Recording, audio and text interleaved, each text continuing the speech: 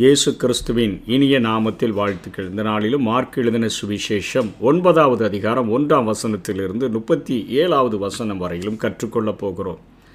முதல் பகுதியில் இயேசு கிறிஸ்து மறுரூபமானதை குறித்தும், 2வது பகுதியில் ஒரு ஊமையும் செவிடுமான ஒரு மகன் இயேசுவினால் சுகமாக்கப்பட்டதை குறித்தும், 3வதாக சீஷர்களுக்குள்ளாக எவன் பெரியவனாயிருப்பான் என்கிற தர்க்கத்திற்கு ஆண்டவர் கற்றுக் கொடுத்த பாடத்தை குறித்தும் இங்கே மார்க் எழுதியிருக்கிறதை நாம் பார்க்க முடியும்.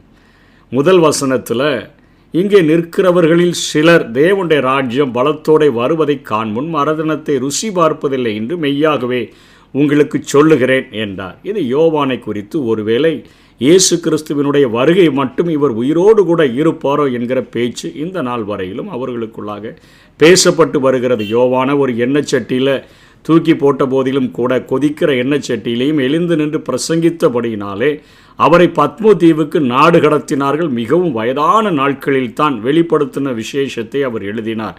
ஆகவே அவர் உயிரோடு கூட இருக்கலாம் என்கிற ஒரு பேச்சு இது நிலவி வரக்கூடியதாக இருக்கிறது.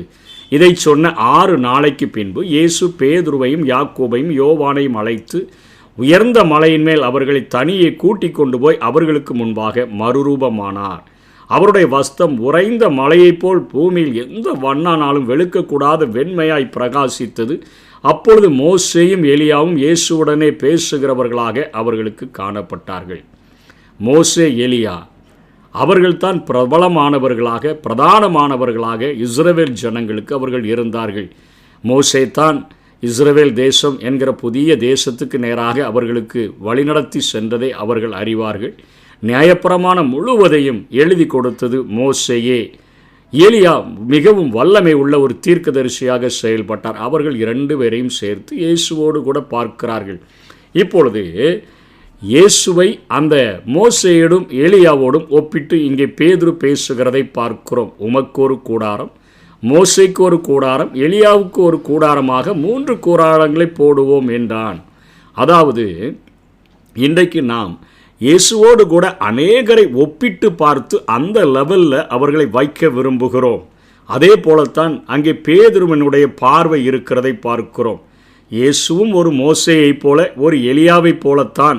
ஆகவே 3 பேருக்கு ஒரு கூடாரத்தை அமைத்து கொடுத்து விடலாம் என்று சொல்லி அங்கே 120 வருஷம் வாழ்ந்த மோசேக்கும் அங்கே பாதியிலேயே எடுத்துக்கொள்ளப்பட்ட எலியாவுக்கும் நேற்று மீண்டும் மாறாதவராகிய இயேசு கிறிஸ்துவோடு கூட ஒப்பிட்டு ஒரு கூடாரத்தை போட வேண்டும் என்று சொல்லி அவர்கள் பேசுகிறதை இந்த பகுதியிலே நாம் பார்க்கிறோம். அவர்கள் மிகவும் பயந்தபடினால் தான் பேசுகிறது இன்னதென்று அறியாமல் இப்படி சொன்னான். இன்றைக்கும் அநேக தேவதாசர்களை நம்ம இயேசுவோடு கூட ஒப்பிட்டு அநேக நேரங்களிலே பேசுகிறவர்களாக காணப்படுகிறோம்.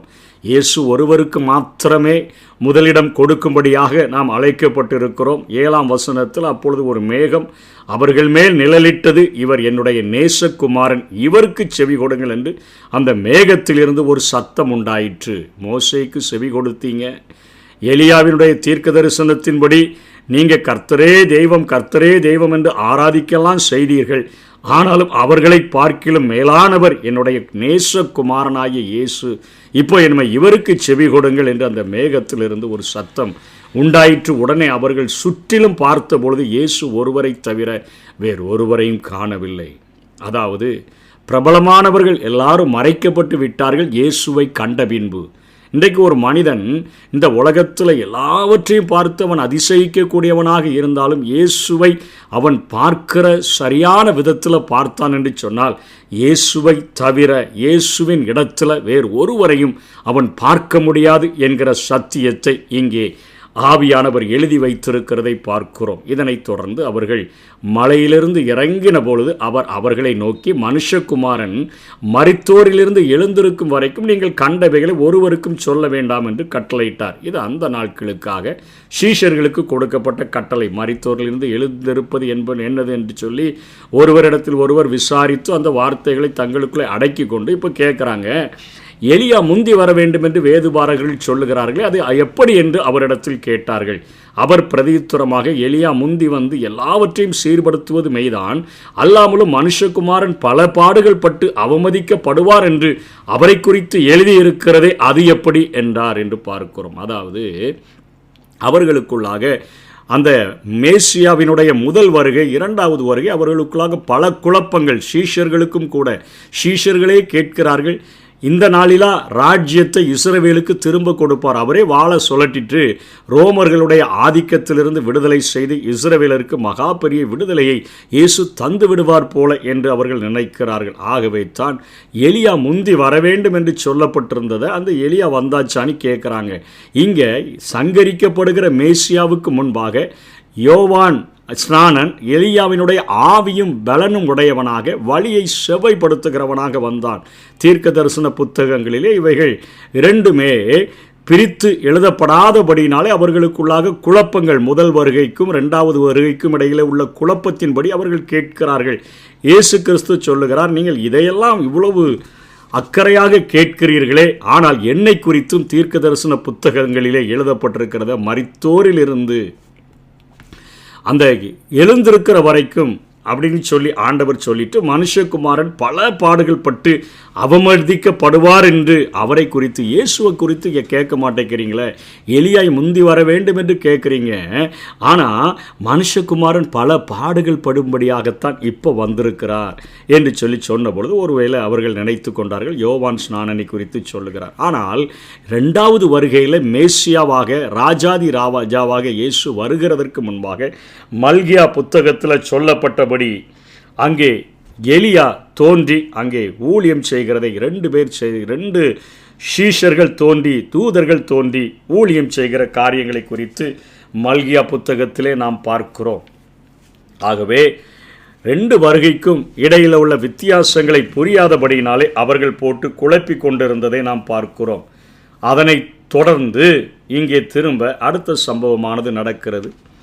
அவர்கள் கீழே வர்றாங்க. அப்போது நிறைய திரளான ஜனங்கள் சுற்றி நின்று கொண்டு இருக்கிறாங்க. வேதபாரகர்கள் அவர்களோட தர்க்கித்து கொண்டிருக்கிறத ஆண்டவர் பார்த்த உடனே ஜனங்கள் எல்லாரும் அவரை கண்ட உடனே மிகவும் ஆச்சரியப்பட்டு, அதாவது மத்தேயில எழுதும்பொழுது அவருடைய முகம் சூரியனைப் போல பிரகாசித்தது என்று எழுதப்பட்டிருக்கிறது. அந்த பிரசன்னத்தை பார்த்துட்டு ஓடி வந்து அவருக்கு வந்தனம் செய்கிறார்கள். அவர் வேதபாரகரை நோக்கி, நீங்கள் இவர்களோட எண்ணத்தை குறித்து தர்க்கம் பண்ணுகிறீர்கள் என்று அங்கே இயேசு கேட்கிறதை பார்க்கிறோம். அப்பொழுது ஜனக்கூட்டத்தில் ஒருவன் அவரை நோக்கி, அதாவது அந்த பிசாசு பிடித்தவனுடைய தகப்பன் பேசுகிறான், போதகரே, ஊமையான ஒரு ஆவி பிடித்த என் மகனை உம்மிடத்தில் கொண்டு வந்தேன். அது அவனை எங்கே பிடித்தாலும் அங்கே அவனை அலக்களிக்கிறது. ஒரு பிசாசு பிடித்த ஒரு மனிதன் எப்படி இருப்பான் என்கிற காரியமானது அங்கே சொல்லப்படுகிறதை பார்க்கிறோம்.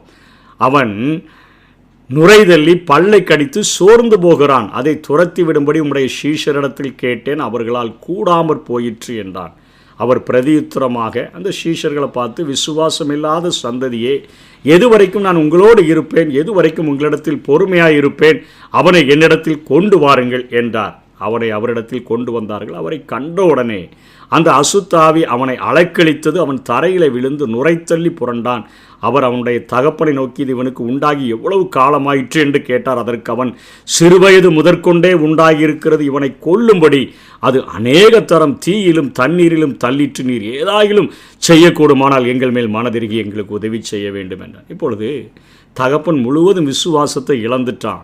சீஷர்களை நம்பி கொண்டு வந்து பார்த்தா சீஷர்களால் சுகமாக்க முடியலன்னு சொன்ன உடனே, இனிமே இந்த அற்புதம் நடக்காது போல நீ நினச்சிட்டு அவன் சொல்கிறான், நீர் ஏதாயிலும் செய்யக்கூடுமானால் எங்கள் மேல் மனது இறங்கி எங்களுக்கு உதவி செய்ய வேண்டும் என்று கேட்கிறதை பார்க்கிறோம். அவிசுவாசம் கலந்த ஒரு வார்த்தைகளை பேசுகிறதை பார்க்கிறோம். மார்க்கு 6ஆம் அதிகாரம் 5ஆம் வசனத்தின் பின்பகுதி 6ஆம் வசனத்தில் அவர்களுடைய அவிசுவாசத்தை குறித்து ஆச்சரியப்பட்டு, அதுக்கு முன்னாடி வேறொரு அற்புதமும் செய்யக்கூடாமல், விசுவாசம்தான் தேவனுடைய வல்லமைக்கு ஒரு கால்வாயை போல காணப்படுகிறது. எல்லையற்ற அவருடைய ஆற்றலை கொண்டு வருகக்கூடிய ஒரு கால்வாயாக, இன்னைக்கு ஒரு பெரிய டேமில் இருந்து அந்த ஊர் முழுவதிலும் தண்ணீர் சப்ளை ஆகிறதற்கு ஒரு கால்வாயை பயன்படுத்துகிறார்கள். அதன் வழியாக தண்ணீர் வந்து அந்த தேவையான இடங்களில் எங்கே பைப்பை திறக்கிறார்களோ, எங்கே நல்லியை திறக்கிறார்களோ அவர்களுக்கு தண்ணீர் கிடைப்பது போல ஆண்டவருடைய விசுவாசம்தான், தேவன் பேரில் நம்ம வைக்கிற விசுவாசம்தான் தேவனிடத்திலிருந்து அற்புத அடையாளங்களை நாம் பெற்றுக்கொள்ளும்படியாக நமக்கு செய்கிறது. ஆகவே அவன் இப்பொழுது விசுவாசத்தை இழந்தவனாக ஏதாயிலும் செய்யும் என்று கேட்டபொழுது இயேசு அவனை பார்த்து, நீ விசுவாசிக்க கூடுமானால் ஆகும், விசுவாசந்தான்ப்பா ஆசீர்வாதத்தின் ஒரு வாய்க்கால் அல்லது கால்வாய். விசுவாசிக்கிறவனுக்கு எல்லாம் கூடும். உடனே அவன் ஒத்துக்கொள்ளுகிறான். பிள்ளையின் தகப்பன் விசுவாசிக்கிறேன் ஆண்டவரே, என் அவிசுவாசம் நீங்கும்படி உதவி செய்யும் என்று கண்ணீரோடே சத்தமிட்டு சொன்னான். இங்கே அவனுடைய 2 ஜெபத்திற்கும் ஆண்டவர் பதிலை கொடுக்கிறார். 2 ஜெபமும் கேட்கப்படுகிறது. விசுவாசிக்கிறேன், ஆனால் அவிசுவாசமும் இருக்குது, அதை உதவி செய்யுங்க, எனக்கு நீக்கிவிடுங்க என்று கண்ணீரோடு சொல்லுகிறான். எபிரேயர் 12:1 பார்க்கிறோம், மேகம் போன்ற திரளான சாட்சிகள் நம்மை சூழ்ந்து நிற்க, பாரமான யாவற்றையும் நம்மை நெருங்கி நிற்கிற பாவத்தையும் தள்ளிவிட்டு விசுவாசத்தை துவக்குகிறவரும் முடிக்கிறவருமாகிய அவரை நோக்கி நமக்கு நியமித்திருக்கிற ஓட்டத்தில் பொறுமையோடு ஓடக்கடவும் என்று சொல்லுகிறத. விசுவாசத்தை நமக்கு தருகிறவரும் இயேசுத்தான். அவரிடத்தில் கேட்டால் அவர் அதை கொடுக்கிறவர் மாத்திரமல்ல, அப்பொழுது அந்த மனுஷனுக்குள்ளாக, அந்த பையனுக்குள்ளாக அற்புதத்தை ஆண்டவர் செய்கிறதை பார்க்கிறோம்.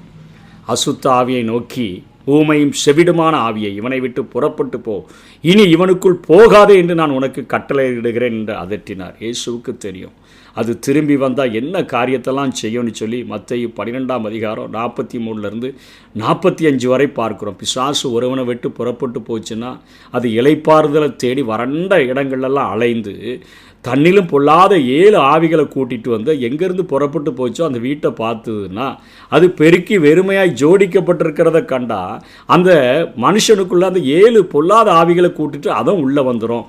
அது திரும்ப அவனுடைய முன்னிலைமை பின்னிலைமையை அவனுடைய முன்னிலைமை மிகவும் பின்னிலைமை மோசமானதாக மாறிவிடும் என்று சொல்லி அங்கே பார்க்கிறோம். ஆகவே தான் இயேசு இங்கே சொல்லுகிறார், இனி இவனுக்குள் போகாதே என்று சொல்லி. லேகியோனை குறித்து பார்க்கும்போது கூட ஏற்கனவே அதற்கு கட்டளையிட்டிருந்தார். ஆனால் அங்கே இயேசுவை பார்க்கும்பொழுது நாங்கள் இப்பொழுது அநேகராய் இருக்கிறபடியினால் லேகியோன் என்றது சொல்லுகிறதை பார்க்கிறோம். ஆகவே ஆண்டவர் பிசாசுகளை விரட்டும் போது இனி இவனுக்குள் போகாதே என்கிற கட்டளையும் சேர்த்து கொடுக்கிறதை பார்க்கிறோம். அது சத்தமிட்டு அவனை மிகவும் அலக்கழித்து புறப்பட்டு போயிட்டு அவன் செத்து போனான் என்று அநேகர் சொல்லத்தக்கதாக செத்தவன் போல கடந்தான். இயேசு அவன் கையை பிடித்து அவனை தூக்கினார். உடனே அவன் எழுந்திருந்தான். வீட்டில் பிரவேசித்த போது அவருடைய சீஷர்கள் துரத்திவிட எங்களால் ஏன் கூடலைன்னு கேட்டாங்க. அதற்கு இயேசு கொஞ்சம் விடாப்பிடியான போராட்டம் வேணும். பிசாசு, இந்த வகை பிசாசு ஜெபத்தினாலும் உபவாசத்தினாலுமே அன்றி மற்ற எந்த விதத்தினாலும் புறப்பட்டு போகாது என்றார். அதுக்கப்புறம் அப்படியே அவங்க புறப்பட்டு அந்த கலிலேயாவை கடந்து போனார்கள். ஒருவரும் அறியாதிருக்க வேண்டும் என்று விரும்பினார். அங்கே ஆண்டவர் தன்னுடைய மரணத்தை குறித்து அவர்களுக்கு சொல்லிக்கொண்டே வருகிறார். அதை குறித்து அவர்கள் அதிகமாக கேள்விப்படலை. கப்பர்நகூமுக்கு வந்து வீட்டில் இருக்கும்போது அவர்களை நோக்கி, நீங்கள் வழியில் எதை குறித்து உங்களுக்குள்ளே தர்க்கம் பண்ணினீர்கள் என்று கேட்கிறார். அதற்கு அவர்கள் பேசாமல் இருந்தார்கள். ஏனெனில் தங்களுக்குள்ளே எவன் பெரியவன் என்று வழியிலே அவர்கள் தர்க்கம் பண்ணினார்கள். அப்பொழுது அவர் உட்கார்ந்து 12 அழைத்து, எவனாயிலும் முதன்மையாயிருக்க விரும்பினால் அவன் எல்லாருக்கும் கடையனானவனும் எல்லாருக்கும் ஊழியக்காரனமாய் இருக்க கடவன் என்று சொல்லி ஒரு சிறு பிள்ளையை எடுத்து அதை அவர்கள் நடுவிலே நிறுத்தி அதை அணைத்து கொண்டு, இப்படிப்பட்ட சிறு பிள்ளைகளில் ஒன்றைய நாமத்தினாலே ஏற்றுக்கொள்ளுகிறவன் என்னை ஏற்றுக்கொள்ளுகிறான், என்னை ஏற்றுக்கொள்ளுகிறவன் என்னை அல்ல, என்னை அனுப்பினவரை ஏற்றுக்கொள்ளுகிறான் என்றார் என்று பார்க்கிறோம். இன்னைக்கு உலக தலைவர்களுக்கும் கிறிஸ்தவ தலைவர்களுக்கும் மிகப்பெரிய ஒரு வித்தியாசம் காணப்படுகிறது. இயேசு கிறிஸ்துவினுடைய போதனை உலக தலைமைத்துவத்துக்கு தலைகீழாக காணப்படும். ஏன்னா உலகத் தலைவர்கள் பணிகளை பெற்றுக்கொள்ளுவார்கள், அதாவது ஊழியம் கொள்ளும்படி வருவார்கள். எனக்கு அதை செய் இதை செய் என்று கமாண்ட் பண்ணி பெற்றுக்கொள்ளுவார்கள். ஆனால் கிறிஸ்தவ தலைவர்கள் ஊழியம் செய்வார்கள். இயேசு கிறிஸ்து ஊழியம் கொள்ளும்படி வராமல் ஊழியம் செய்யும்படி வந்தார், பணி செய்யும்படியாக வந்தார். ஆகவே தான் அந்த தலைமைத்துவத்தை குறித்து இயேசு பிரசங்கிக்கிறார். உலகத் தலைவர்களை நாம் எஜமான் என்று அழைக்கிறோம். ஆனால் கிறிஸ்தவ தலைவர்கள் எல்லாருக்கும் ஒரு அடிமை போல இருந்து, அவர் எப்படி கால்களை கழுவி அவர்களுடைய கால்களை தன்னுடைய இடுப்பில் கட்டியிருந்த சீலையினால் துடைத்தார், அதே போல் எல்லா காரியத்திலும் ஓடி வந்து பணி செய்கிறவர்களாக அவர்கள் இருக்க வேண்டும் என்று சொல்லி. ஆனால் இன்றைக்கு நாம் பார்க்கிற தலைவர்கள் மிகவும் வித்தியாசமானவர்களாக ஊழியம் கொள்ளுகிறவர்களாகத்தான் இருக்கிறார்களே ஒழிய ஊழியம் செய்கிறவர்களாக இருப்பதை நாம் பார்க்க முடிகிறதில்லை.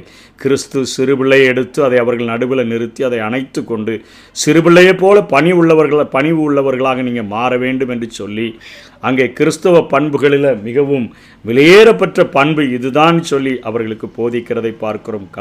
கலாத்தியர் 5 22-25 வரையிலும் பவுல் சொல்லுகிறார், ஆவியின் கனியோ அன்பு, சந்தோஷம், சமாதானம், நீடிய பொறுமை, தயவு, நற்குணம், விசுவாசம், சாந்தம், இச்சையடக்கம், இப்படிப்பட்டவைகளுக்கு விரோதமான பிரமாணம் ஒன்றுமில்லை. இந்த தகுதிகளை புரிந்து கொள்ளாமல் பல கிறிஸ்தவ தலைவர்கள் இன்றைக்கு நடப்பது வேடிக்கையாக காணப்படுகிறது. அவர்களை பெரியவர்கள் என கருதும் அந்த காரியமானது இயேசு கிறிஸ்துவனுடைய அந்த பலனை கொடுக்கிற நாளிலே மிகவும் வெளிப்படையாக தெரியும். இன்றைக்கு விசுவாசிகள் சிறு விசுவாசிகள் பலன்களை வாங்கி குவிக்கும் பொழுது தலைவர்கள் பலரும் பரலோகத்தில் தொண்டர் நிலையில் இருப்பார்கள் போல தெரிகிறது. 1 கொரிந்தியர் 3:15 ஒருவன் கட்டினது வெந்து போனால் அவன் நஷ்டமடைவான், அவனோ ரட்சிக்கப்படுவான், அதுவும் அக்கினியில் அகப்பட்டு தப்பினது போல இருக்கும். இன்னைக்கு நம்ம எப்படிப்பட்ட இயேசு கிறிஸ்துவின் போதனைகளை கொண்டு ஊழியத்தை கட்டுகிறோம் செய்கிறோம் என்கிறதை அவர் பிரதிபலன் அளிக்கிற நாளில்தான் கண்டுகொள்ள முடியும். ஆகவே இயேசு கற்றுக் கொடுத்த இந்த சிறுபிள்ளையைப் போல பணி செய்கிறவர்களாக நீங்கள் இருக்க வேண்டும். அப்போதான் முதன்மையானவர்களாக இருப்பீர்கள் என்று சொன்ன கருத்துக்களை ஏற்றுக்கொண்டு பெருமையுள்ளவர்களாய் அல்ல, நாம் தாழ்மை உள்ளவர்களாக வாழுவோம். கர்த்தர் தாமே நம்மை ஆசீர்வதிப்பாராக. ஆமென்.